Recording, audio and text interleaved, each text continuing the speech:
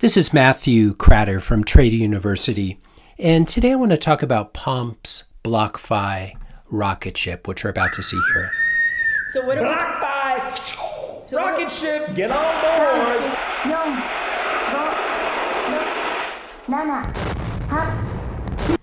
So if you haven't been following the news, BlockFi unfortunately filed for bankruptcy yesterday.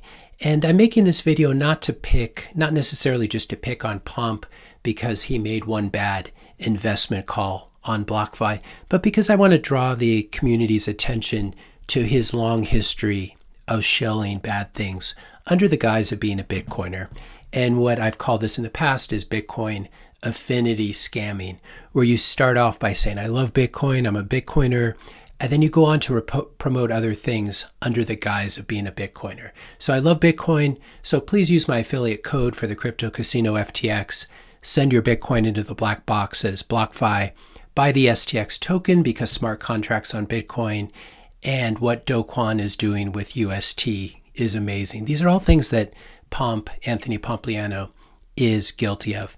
And I fear that Pomp's incentives have become completely messed up by his venture capital investing. And that's why he has these two prongs where he promotes himself, at least to the media, as being a pure Bitcoiner. And then he's also shelling lots of crypto projects to the Bitcoin community. And I think this is a problem because a lot of new Bitcoiners look up to him and trust him. And if he was just purely openly pro-crypto, just another crypto bro, I really wouldn't care. But I think the problem is he tries to play both sides at the same time. He says, I'm a true Bitcoiner, but I also like having one shitcoiner after another on my podcast, on my show. If you're enjoying this video so far, I just ask you to hit that subscribe button. Now, Pomp has an amazing track record of doing very softball interviews with scammers, never pressing them very hard, these scammers that he has on his show. So here's a podcast he did with Sam Bankman-Fried. Here's a podcast he did with Alex Mashinsky. It really is a villain's lineup when it comes to Pomp's podcast. Here's a podcast he did with Do Kwon, in which he talked about how Do Kwon is one of the great brains behind Luna and the UST stablecoin. And here's a podcast he did with Muneeb Ali, who pushes a token called STX as supposedly a way of getting smart contracts on Bitcoin. The problem with this is that a lot of innocent and new Bitcoiners get drawn into this. And then when things go wrong, we always hear these half apologies from Pomp. So let me play you a recent I'm also incredibly montage. mad. I'm mad because some of these teams' decisions have now put individual users at risk. Today's episode is brought to you by FTX US. They're a safe, regulated way to buy Bitcoin and cryptocurrencies. Definitely not a They've got good very cheap fees, sometimes as much as 85% cheaper than their competitors. There are teams that have made grave mistakes. They have put the industry and users at risk. And now we are going to have to sift through all of these problems. And now the average user is facing the consequences. This is not acceptable. In fact, I think it's complete bullshit. And I feel compelled to call it out. With no transaction fees and no payment for order flow. So this is how Pomp speaks out of both sides of his mouth. And if you're new to the space, you may not have seen how he plays both sides. Unfortunately, they're real world victims of this. Anyone who had money on BlockFi has now had their funds frozen. They froze withdrawals. And then, as I said yesterday, they filed for bankruptcy. And BlockFi has gone on to join other great companies in the afterlife: Lehman Brothers, Alameda Research, FTX, Enron, and other very poorly run and scammy companies. Unfortunately, it looks like BlockFi has somewhere between $1 and $10 billion in liabilities, but only $256 million in cash on hand. So what this means is that customers of BlockFi who still have funds on there are going to be very lucky to get 5 cents on the dollar, and it's going to take many, many years. They may get nothing. I was also offered a very large amount of money to promote BlockFi, and I turned them down, not because I'm especially noble or because I don't like money, but because I think it's really bad for your reputation and your brand to get your followers wrecked in the way that Pomp has done with BlockFi and his followers. And I would call out Pomp and say, you really should distribute your BlockFi affiliate commissions to everyone who lost money. I'm certain that Pomp made hundreds and hundreds of thousands of dollars, maybe even millions of dollars with his BlockFi affiliate codes and returning some of that money to these victims that he led like sheep to the slaughter is really the least that he can do. And I would encourage him to do it. Now, it's really important to note as well that BlockFi did not go bankrupt because of FTX. That was really only the proximate final cause. BlockFi went bankrupt because they were doing extremely risky and stupid things with customer deposits in order to generate that yield. And BlockFi would never have even needed an FTX bailout if they hadn't messed with rehypothecation, leverage, and shitcoins. And this was very clear to me at least a year ago. I think it was a little bit before that, and I made videos about it. So if we ask, why did Pomp invest in BlockFi? Why did he pump BlockFi?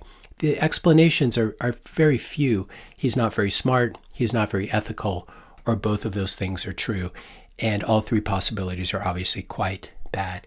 And the other question I would have for Pomp is, why didn't you warn your followers even as late as the summer of 2022 when it was already clear that BlockFi was doomed? And I think this was, of course, because of the conflict of interest that he had, where he or his fund was an investor in BlockFi. And as a result, he wasn't in a position to cause a stampede. By contrast, here's a video I made a year ago about BlockFi, Celsius, and Gemini Earn and how none of them were very safe. Here's a video I made just 5 months ago talking about how BlockFi was in danger of imploding and pointing out that in bankruptcy, your Bitcoin and other crypto that you held on the BlockFi platform may be counted among the assets of the firm, so you would be second in line to other creditors. And this looks like what is in fact going to happen. I want to do an honorable mention to other Bitcoiners who pumped BlockFi because I think it's very important. Nothing against any of these people. I don't know Pomp personally. I have nothing against him. I'm sure he's a great guy in real life. But I think the actions he's taken are really abominable, as have these other Bitcoiners. So I'm going to call out Dan Held as well. Here's an ad he did in 2019 where he was shilling his affiliate code for BlockFi, saying he put 10 Bitcoin on BlockFi. Hopefully he got them out in time. And this was from June of 2019. It's really weird to see Bitcoiners doing something like this, where they're supporting a crypto company and they're encouraging people to give up their private keys to earn interest. It really goes against the whole Bitcoiner spirit.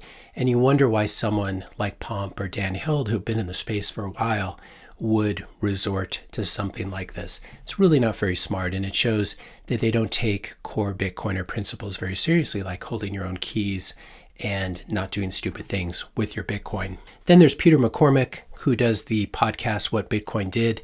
And it is a podcast that I've listened to in the past. I do like some of the guests that he's had on, but now he is having to backpedal and try to explain why he had BlockFi as a sponsor from 2018 all the way up until early this year. And he talks about how lots of people were telling him not to do it, and he did it anyway. But it's even worse than this, because what he was doing was he was drawing in very new, greedy people and trying to show them, for example, here's a tweet from February of 2021, how exactly to get a Lambo using BlockFi, where you take out a loan and then you open up an interest account as well with BlockFi. You deposit the Bitcoin there and you earn interest and you end up with a free Lambo. And Jameson Lopp, it's great here, he pointed out, you forgot the get wrecked step. Peter McCormack says, where's the wrecked part? And then right here we see a tweet from 6 hours ago pointing out that BlockFi just filed for Chapter 11. So I really want to call out Pomp, Dan Held, Peter McCormack. You guys have been in the space for a while. In fact, you've been in the space for longer than I have. And you really shouldn't be doing stuff like this. They're really real human beings who get hurt by this sort of thing. And you're just collecting affiliate commissions to do it, which I think is a pretty sad thing to be doing, especially when you're making good money anyway. And when you have some Bitcoin at a very low cost basis, as I assume these three guys do. They don't really need to scam people to get wealthy. They're already wealthy. I think it's important in the next Bitcoin bull market to remember what these guys have done and to keep an eye on them. Keep an eye on Pomp and Dan Held and Peter McCormack during the next Bitcoin bull market. Watch who their new sponsors are. I fear that it's going to be the same show again, same show with different crappy companies and sponsors. And I'm not saying don't listen to their podcasts, because they may have some very good guests on. I think Peter McCormack in particular is a good interviewer, and he's obviously able to get the best people on his show. But unfortunately, if you take a look at who his sponsors have been in the past and who they may be in the future, if one of his sponsors is a company you're doing business with, that might be a big red flag because he doesn't have a very good record with BlockFi and Gemini, and I believe FTX as well as Compass Mining. A lot of companies that have had a lot of problems, and these guys have gotten quite rich from taking their advertising dollars. So I would be aware of their history and also remember what they did this cycle. Let new Bitcoiners know. Again, there's always forgiveness if these guys want to turn over a new leaf. And I would not expect Pomp to do it, though. He really does seem like a greasy used car salesman to me. So I'd be especially wary of him and his tricks, especially his tricks where he does these fake apologies after the fact, and then he just goes on and pushes the same garbage again and again. If you found this video helpful, be sure to hit that subscribe and like button. Hit the notification bell if you want to be notified when I publish my next video. And let me know your questions and comments in the comment section below. Thanks a lot for watching, and I'll see you in the next video. Rocket ship, get on board!